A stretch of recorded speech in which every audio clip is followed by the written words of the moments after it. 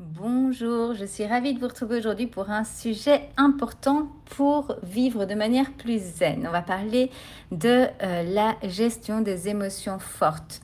Je vais vous partager aujourd'hui une technique qui m'aide énormément.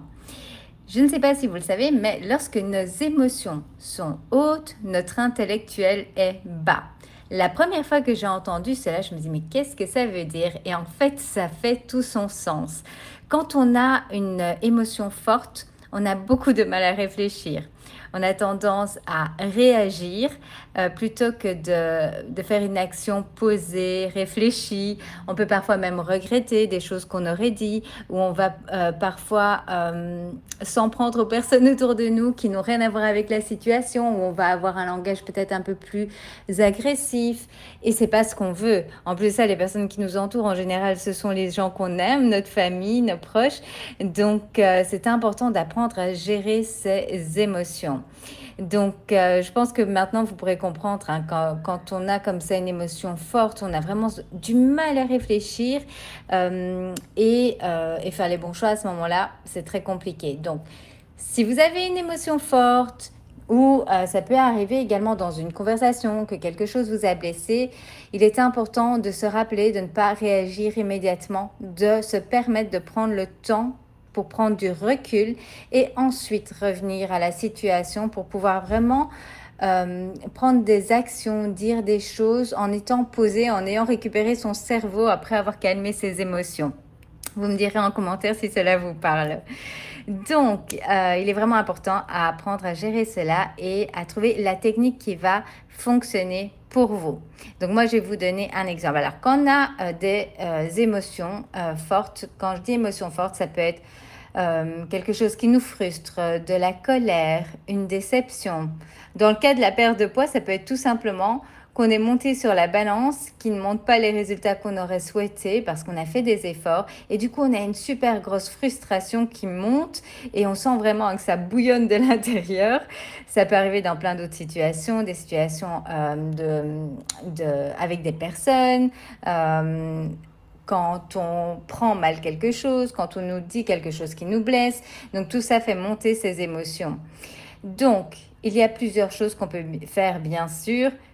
Crier dans un coussin, ça peut faire du bien parce que crier, à part si vous êtes à la campagne, au milieu des vaches, là, il y a moyen. Frapper dans un punching ball, j'imagine souvent ça, ça doit faire beaucoup de bien à ce moment-là, mais je n'en ai pas à la maison. Moi, ce qui m'aide énormément, c'est la respiration profonde.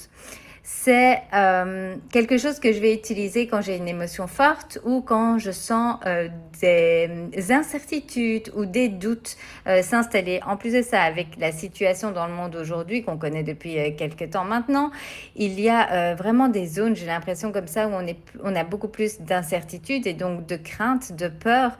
Et c'est important de pouvoir là aussi arriver à gérer ses émotions. Donc, ce que je fais dans ces moments-là, c'est la respiration profonde. Ça me recentre en fait. Et comment est-ce que je fais? J'inspire profondément, vraiment jusqu'à ce que je ne puisse plus que je ne sache plus faire rentrer de l'air dans mes poumons. Donc vraiment le plus profond possible. Et puis je souffle fort et je laisse sortir vraiment toute l'air jusqu'à ne plus rien avoir à faire sortir.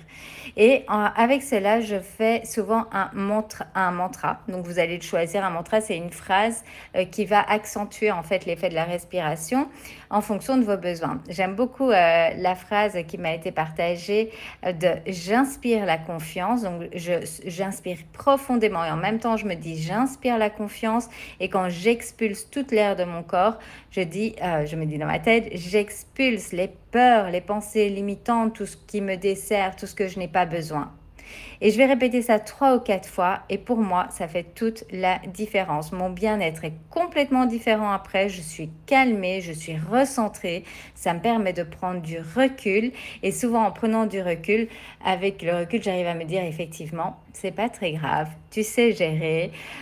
Voyons maintenant ce qu'on peut faire dans la pratique. N'oubliez pas qu'il y a des situations qui sont gérables. Il y en a d'autres où vous n'avez pas d'action possible. Dans ce cas-là, il faut apprendre à faire avec cette situation et mettre votre focus sur ce que vous pouvez changer. Voilà, j'espère que ça vous aidera. Prochaine fois que vous passez un moment compliqué, une grosse émotion, pensez à cela et testez-le pour vous. J'aurais jamais pensé qu'un exercice aussi simple allait me faire autant de bien et c'est juste magique. Je le fais même chaque jour après ma marche. J'inspire du positif tout simplement. Donc voilà, vous pouvez vraiment l'adapter aux différentes situations et à vos préférences.